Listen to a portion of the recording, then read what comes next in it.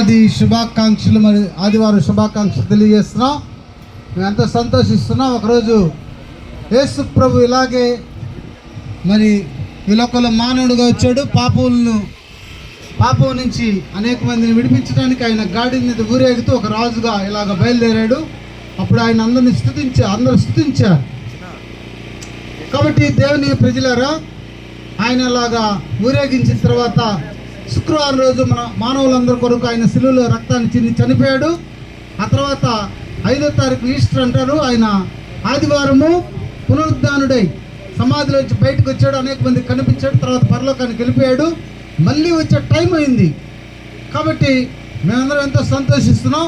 యేసు ప్రభు ఇప్పుడు వచ్చాడంటే మేమందరం దేవుని రాజ్యానికి వెళ్ళిపోతాం. అక్కడ ఆకలి లేదు, వ్యాధి లేదు. కోట్ల లక్షల కోట్ల బిలియన్ ట్రిలియన్స్ మరి లక్షల కోట్ల సంవత్సరాలు మానవుడు దేవుడితో సంతోషిస్తాడు.